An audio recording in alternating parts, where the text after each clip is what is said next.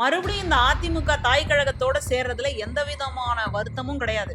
இன்னும் கேட்டா எம்ஜிஆர் காலத்திலேயே இவங்களை இணைக்கிறதுக்கான வேலையை மற்ற அரசியல் தலைவர்கள் பார்த்திருக்கிறாங்க. அதுதான் உண்மை. திமுக எங்க சேர்த்து விட்டுருவாங்களோ அப்படின்ற ஒரு பயத்துல சரி புதுசா வந்த கட்சியை நம்ம சேர்ந்துடலாம் அப்படின்னு இந்த அமைச்சர்கள் நினைச்சிருக்காரு.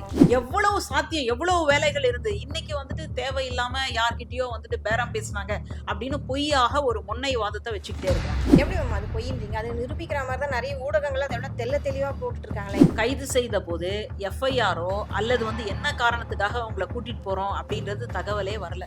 பாஜகவினுடைய ஆட்சி தான் அப்படின்னு தெளிவா இருந்து செயல்பட்டவங்கள இன்னைக்கு என்ன பேசுறாங்கன்னா திமுகவும் அதிமுகவும் ஒன்னா சேர்றதா இருந்தாங்க. அடிக்கடி அந்த தொகுதிக்கு போயிட்டு வர்றவருக்கே இந்த தோல்வினா அப்ப அங்க கூட இருந்து சதி செஞ்சது யாரு? அவன் வந்துட்டு என் காலை புடிச்சிட்டு நின்னா அவனையும் என்னையும் ஒன்னா உட்கார வச்சுட்டானே. ஓட்டு போடாதவங்க இருக்கலாம், ஆனா ஓட்டு போட்டவங்க இருக்காங்களே அவங்களுக்கு போய் நான் நன்றி சொல்ல வேண்டாமான்னு நன்றி சொல்றாரு. அங்க மக்கள் கதறி அழுகுறாங்க. ஸ்டாலின் அவர்களை ஒரு ஃபீனிக்ஸ் பறவை அப்படின்னு தான் சொல்றாங்க. இன்னைக்கு பெண்களுக்கெல்லாம் சொத்துரிமை கிடைச்சிருக்கு அப்படின்னா திமுகவினுடைய ஏற்கனவே தந்தை பெரியார் தான் அந்த கருத்தை முன்வைக்கிறார். அந்த கருத்தை சட்டமாக்கியது திமுக.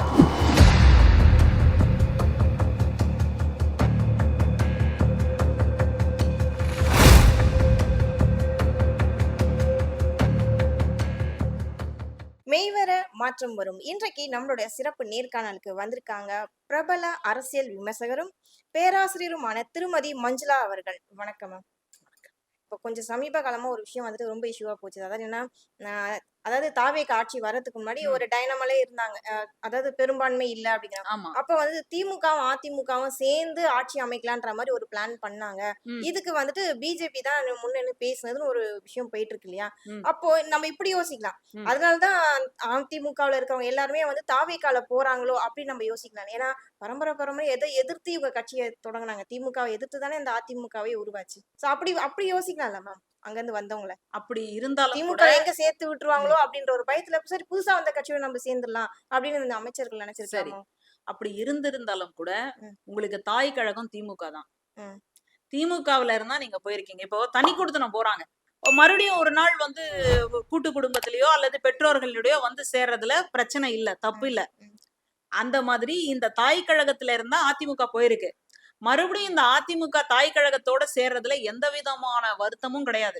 இன்னும் கேட்டா எம்ஜிஆர் காலத்திலேயே இவங்களை இணைக்கிறதுக்கான வேலையை மற்ற அரசியல் தலைவர்கள் பார்த்திருக்கிறாங்க. அதுதான் உண்மை. ஆனா இந்த மாதிரியான எதுவுமே இன்னைக்கு நடக்கவே இல்லை. இதுவும் மறுபடியும் என்னன்னா ஒரு சதி கோட்பாடுதான். கரூர்ல நடந்த சதி கோட்பாடை போல இங்க வந்துட்டு திமுகவும் அதிமுகவும் இணைய போகுது அப்படின்னா இந்நேரம் இணைஞ்சிருக்கணுமே. இப்போ இது பதவிதான் எங்களுக்கு முக்கியம், ஆட்சி தான் எங்களுக்கு முக்கியம், நாங்க அதிகாரத்துல இருக்கிறதா எங்களுக்கு முக்கியம்னா ரெண்டு தரப்பினரும் இந்நேரம் வந்து காம்ப்ரமைஸ் பண்ணி அந்த இடத்துக்கு அடைஞ்சிருப்பாங்களா? அடைஞ்சிருக்க மாட்டாங்களா? அதுலயும் வேற பிஜேபி வேற நுழைஞ்சிருக்குன்னு சொன்னீங்க போறாங்க. அப்பா அப்படிதானே மேம் எல்லாரும் பேசிட்டு இருக்காங்க. பிஜேபி தான் இதுக்கெல்லாம் காரணம், பிஜேபி தான் இவங்க ரெண்டு தரப்பு இருக்கிட்டையும் பேசுனாங்க அப்படிதானே எல்லாரும் சொல்லிட்டு இருக்காங்க. பிஜேபி மட்டும் ஒரு இது மேல கண்ணு வச்சதுன்னா அதை முடிக்காம விட்டுறாரு. அப்ப இந்நேரம் வந்து இருக்கணுமே. சரி, அதை கூட விடுங்க. ஒருவேளை திமுக உண்மையிலேயே இந்த ஆட்சியை கவிழ்க்கணும், இந்த ஆட்சி வேண்டாம், நம்ம இது அரசாட்சிக்கு வரணும் அப்படின்னு நினைச்சிருந்தாங்கன்னா பிஜேபி கிட்ட ஒரு கண் அசைவு போதுமே. ஒரு கண் அசைவுல இந்த மாதிரி தூக்கி விடுங்க அப்படின்னா இந்நேரம் எவ்வளவோ பெரிய மாற்றம் வந்துட்டு இருக்கும். ஆனா திமுக இதுவரைக்கும் அந்த மாதிரி செய்யல. மறுபடியும் திமுக மேல ஒரு பொய்யான குற்றச்சாட்டை வச்சுக்கிட்டே இருக்கிறாங்க. எப்போ ஆரம்பத்துல பேபி அவர்கள் சொன்ன குற்றச்சாட்டு அது அவதூறுன்னு கூட சொல்லலாம். அந்த மாதிரி இருந்ததோ என்னமோ மறுபடியும் மாத்தி பேசுறாங்க. இப்போ சட்டமன்றத்துக்குள்ள 108 அப்படின்னும் பொழுது 108ன்னா 107 அப்படின்னும் பொழுது அவங்களுக்கு வந்துட்டு ஒரு பெரும்பான்மை நிரூபிக்கணும் சட்டமன்றத்துக்குள்ள. அப்போ திமுக என்ன பண்ணுச்சு? நீங்க நிரூபிச்சுக்கோங்க, நாங்க வெளிநடப்பு செய்யறோம். அப்பவே யோசிச்சிருக்கலாமே. இல்ல நாங்க உள்ள இருப்போம், நாங்க குழப்பம் விளைவிப்போம், நாங்க வந்து எதிரா வாக்களிப்போம், செஞ்சிருக்கலாமே.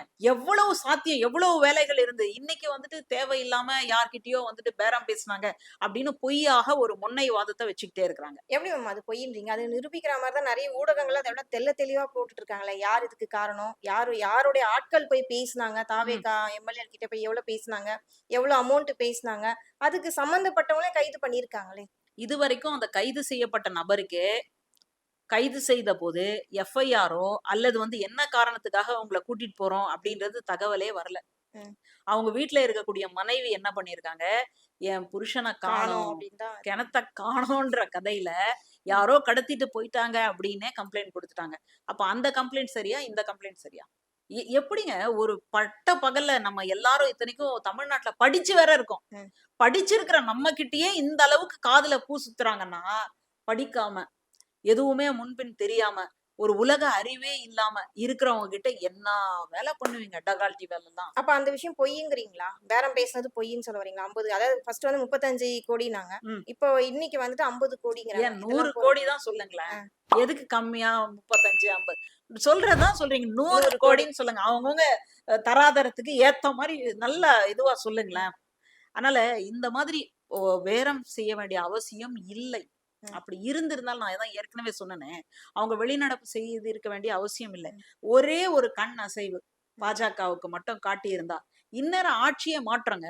ம். இந்நேரம் என்ன வேணாலும் நடந்திருக்கும். ஆனால் அந்த மாதிரி எதையுமே செய்யாம ஒரு ஜனநாயகம் வந்து காப்பாற்றப்பட வேண்டும் அப்படின்றதுக்காகத்தான் விசிகாவா அனுப்பிச்சாங்க. ம். பொது உடைமை கட்சிகள அனுப்பிச்சாங்க. ஐயுஎம்எல்ல முதல்ல என்ன சொன்னாங்க? நாங்க போமாட்டோம். ஆமா. நாங்க ஆதரவு குடுக்கல அப்படின்னு தான் சொன்னாங்க. ஆனா அவர்களையும் பேசி இல்ல நீங்க போங்க. ஆதரவு குடுங்க. ஜனநாயகம் இருக்கணும். இல்லாட்டி குடியரசு ஆட்சி வந்துடுச்சுன்னா அது ரொம்ப கஷ்டம். அந்த குடியரசு ஆட்சி அப்படின்றது குடியரசு ஆட்சி இல்ல. அது நிச்சயமாக பிஜேபி. பாஜகவினுடைய ஆட்சி தான் அப்படின்னு தெளிவா இருந்து செயல்பட்டவங்கள இன்னைக்கு என்ன பேசுறாங்கன்னா, திமுகவும் அதிமுகவும் ஒன்னா சேர்றதா இருந்தாங்க. அப்போ திமுகவும் அதிமுகவும் ஒன்னா சேர்றது அந்த கேவலத்தை விட நீங்க இங்க போய் ம். இப்ப இருக்கக்கூடிய புதிய கட்சியில போய் சேர்ந்தது பெருமையா?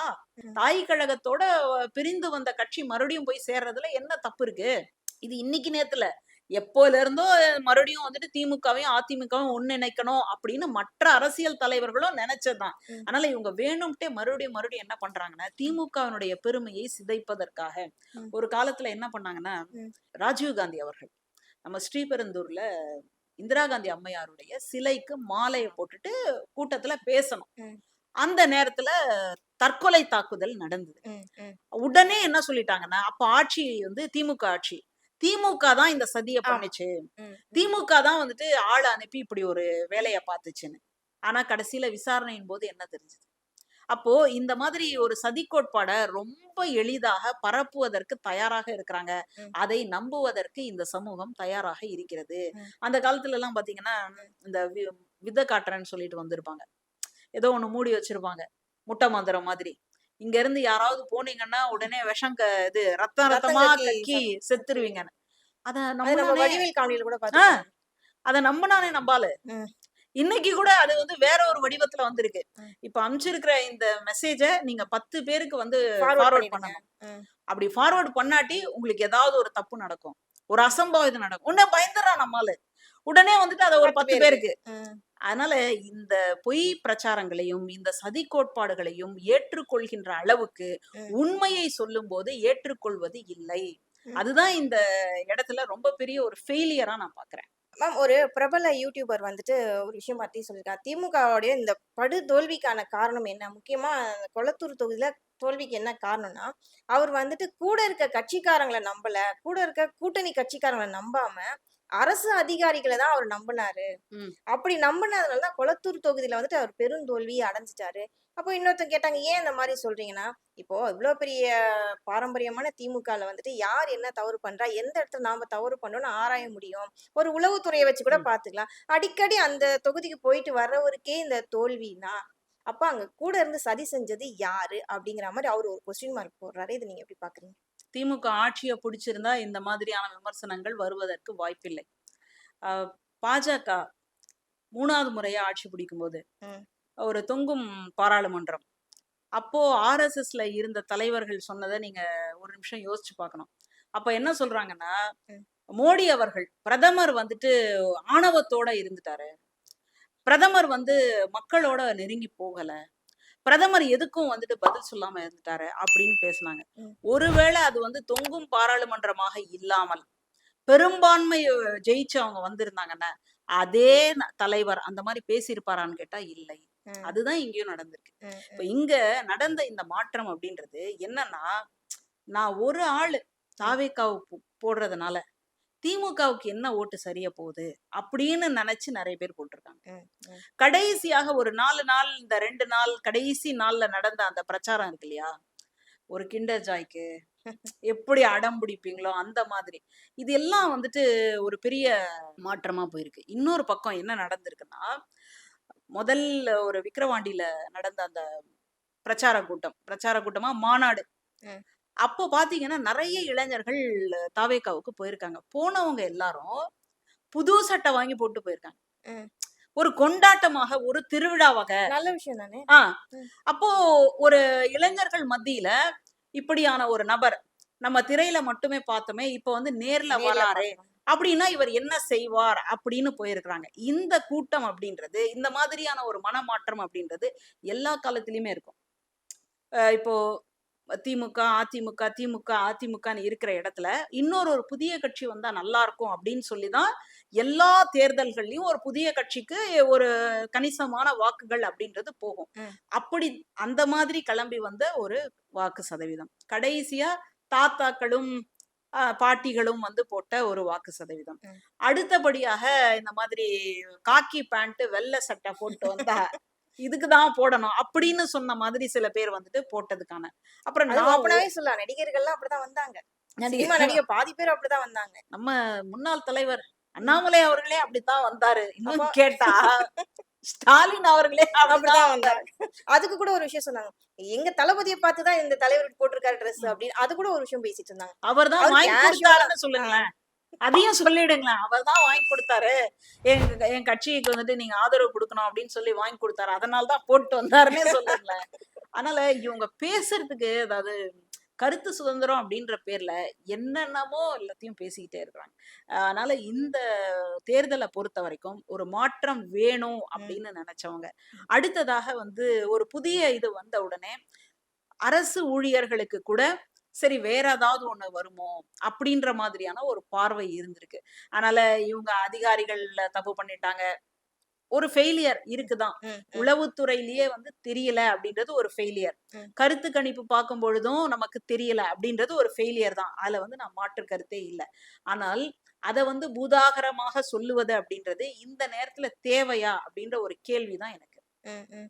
ஏன்னா முன்னாள் முதல்வர் வந்துட்டு இதுக்கப்புறமா வந்து நான் போய் என்ன ஆச்சு ஏதாச்சுன்னு இதுக்கப்புறம் போய் நான் விசாரிக்க போறேன், ஏன் தோல்வி வந்தது, இதுக்கப்புறம் விசாரிச்சு இனிமே அதை ரெக்டிஃபை பண்ணி என்ன பண்ண போறீங்க அப்படிங்கிற மாதிரி அவங்க கேள்வி கேக்குறாங்க. அதனாலதான் இந்த கொஸ்டினே போய் வந்திருக்குமோன்னு இல்ல நினைக்கிறேன். இதோட வாழ்க்கை முடியல. ம், இன்னும் வாழ்க்கை இருக்கு. இன்னும் திமுக கட்சின்னு இருக்கு. திமுக கட்சியை பொறுத்த வரைக்கும் எதிர்ப்புல தான் வளர்ந்துருக்கு. ம். சில பேரை வந்து ஊட்டி ஊட்டி வளர்ப்பாங்க, இவங்க எதிர்த்து சில பேரை அடிச்சு அடிச்சு வளர்ப்பாங்க. திமுகவை பொறுத்த வரைக்கும் எதிர்ப்பு அலைகள் தான். ஏன் எதிர்ப்பு அலைகள்? என்ன சமமா நிறுத்திட்டானே, ம், அவன் வந்துட்டு என் காலை புடிச்சிட்டு நின்னா அவனையும் என்னையும் ஒன்னா உட்கார வச்சுட்டானே இவன்.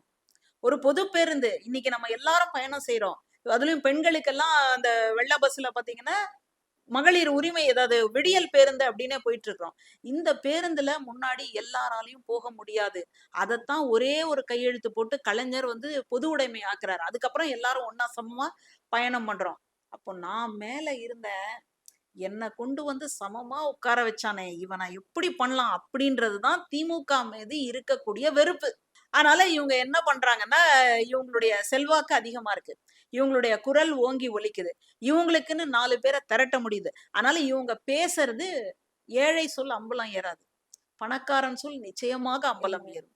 ஈட்டி கூட எட்டுன வரைக்கும் தான் பாயும், பணம் பாதாளம் வரை பாயும். நம்ம பழமொழி எல்லாத்தையும் கேட்டிருக்கோம். அதனால இந்த சமமாக நிறுத்தியது அப்படின்றதுதான் திமுகவின் மீது இருக்கக்கூடிய ஒரு வன்மம், எல்லாருக்கும் இருக்கக்கூடிய ஒரு வன்மம். அதனாலதான் இவங்க என்ன பண்றாங்கன்னா, இது ஏன் மறுபடியும் ஏன் பண்ணணும்? அப்ப இதோட திமுக அழிஞ்சு போயிடணும்னு நினைக்கிறாங்களா? மறுபடியும் அது பீனிக்ஸ் பறவையை போல எழுந்து வரும். இப்ப கூட முன்னாள் முதல்வர் ஸ்டாலின் அவர்கள் தன்னுடைய தொகுதிக்கு போய் நன்றி சொல்லிட்டு வர்றார். ஓட்டு போடாதவங்க இருக்கலாம், ஆனா ஓட்டு போட்டவங்க இருக்காங்களே அவங்களுக்கு போய் நான் நன்றி சொல்ல வேண்டாமான்னு நன்றி சொல்றாரு. அங்க மக்கள் கதறி அழுகுறாங்க. சாதாரணமா நான் தோல்வி அடைஞ்சிருக்கிறேன்னா நான் அழுவேன், எனக்கு ஆறுதல் சொல்லுவாங்க. ஆனா நான் வந்துட்டு இதுவா இருக்கேன், எப்படி ஒரு உறுதியோட இருக்கிறேன். ஆனா என்ன பார்க்க வந்து அவங்க அழுகுறாங்க அப்படின்னா அது எந்த மாதிரியான சூழல்னு யோசிச்சு பாருங்களேன். அதனால திமுகவை பொறுத்த வரைக்கும் இப்படித்தான், அது ஒவ்வொரு முறையும் விழுந்தாலும் மறுபடியும் எழுந்து நின்று பூமி தான் சொல்லுவான். இந்த 11வது, அதாவது 10 முறை எழுந்த விழுந்து எழுந்தவனை பார்த்துட்டு, டேய் நீ 10 முறை எழுந்து நின்னவன்டா அப்படின்னு சொல்லிட்டு பூமி அந்த குழந்தைய பார்த்துட்டு சொல்லுதாம். அந்த மாதிரி திமுகவ பார்த்துட்டு இன்னைக்கு எல்லாருமே சொல்லிக்கிட்டே இருக்கிறாங்க. இன்னும் கேட்டா ஸ்டாலின் அவர்களை ஒரு ஃபீனிக்ஸ் பறவை அப்படின்னு தான் சொல்றாங்க. நான் வந்துட்டு திமுகவுக்கு சப்போர்ட் பண்ணணும் அப்படின்ற எந்த அவசியமும், எந்த நெருக்கடியும் எனக்கு கிடையாது. ஆனா இன்னைக்கு இருக்கக்கூடிய சூழல் என்ன? ம். இன்னைக்கு பெண்களுக்கெல்லாம் சொத்துரிமை கிடைச்சிருக்கு அப்படின்னா, திமுகவினுடைய ஒரு ஏற்கனவே தந்தை பெரியார் தான் அந்த கருத்த முன்வைக்கிறார். அந்த கருத்தை சட்டமாக்கியது திமுக. இப்ப ம். இன்னைக்கு நமக்கெல்லாம் இந்த அளவுக்கு பெண்களுக்கெல்லாம் இந்த அளவுக்கு இருக்கு அப்படின்னு சொன்னா, நம்ம அத ஒரு நிமிஷம் நெனச்சு பார்க்கிறோம். ம். அதனால இந்த மாதிரி பெண்கள வீட்லயே வச்சுக்கிட்டு, அடிமையா, ஐயோ! நீங்க இல்லாட்டி கல்லானாலும் கணவன், புல்லானாலும் புல்லானாலும் புருஷன் அப்படின்னு பிறந்த பெண் முதலில் தந்தைக்கு அடிமை, பின் கணவனுக்கு அடிமை, அதன் பின் தன் மகனுக்கு அடிமை. மகன்லாம் இந்த அம்மாவ வச்சு பார்த்துப்பாங்களா? ஆனா இந்த அம்மாவால மகன வச்சு பார்த்துக்க முடியாதாம். இப்படியான ஒரு சூழல்ல தான் இன்னைக்கு அதிலிருந்து ஒரு மிகப்பெரிய விடிவு காலம் நமக்கு பொறந்திருக்கு. அதனால இந்த விடுதலையை, இந்த முன்னேற்றத்தை விரும்பாத அத்தனை பேரும் என்ன பண்றாங்கன்னா, திமுக தீய சக்தி. ம். திமுக ஒரு சமத்துவத்த பேசுறதுனால, இதை எல்லாத்தையும் அவங்க மாத்தி, மாத்தி, மாத்தி சொல்றாங்க. அதனால திமுகவ பொறுத்தவரைக்கும் அது எதிர்ப்புலயே வளர்ந்த கட்சி. அதனால அது ஒவ்வொரு முறையும் எங்கேயாவது தவறு நடந்திருக்கு, தோல்வி வந்திருக்குன்னா, அந்த தோல்விக்கு என்ன காரணம் அப்படின்னு ம். மனம் திறந்து பரிசீலனை செய்யக்கூடியதாக தான் இருக்கு. இன்னும் கூட அங்க இருக்கக்கூடிய தொண்டர்கள் சொல்றாங்களே, ம். வந்துருங்க. எப்பயாவது மறுபடியும் மீண்டு வந்துருங்க. ம். அப்படின்னு சொல்லி ஒரு தைரியமும், ஒரு நம்பிக்கையும் அந்த தொண்டர்களுக்கு இருக்கு அப்படின்னா, என்ன காரணம்? அந்த கட்சியினுடைய கொள்கை, அத கட்டுக்கோப்பாக கொண்டு செல்லக்கூடிய தலைவர்கள். அப்படித்தான் நான் பார்க்கிறேனே தவிர, அது ஒரு குறிப்பிட்ட இடத்துக்குள்ளேயே நின்னு போச்சு. இதுக்கப்புறம் அதுக்கு வந்துட்டு நம்ம மறுபரிசீலனை பண்ணணுமா? அத வந்து ரீவொர்க் பண்ணணுமா? அப்படின்னு கேட்கறதெல்லாம் திமுக இருக்கக்கூடாதுன்னு நினைக்கிறவங்களுடைய வாதம்.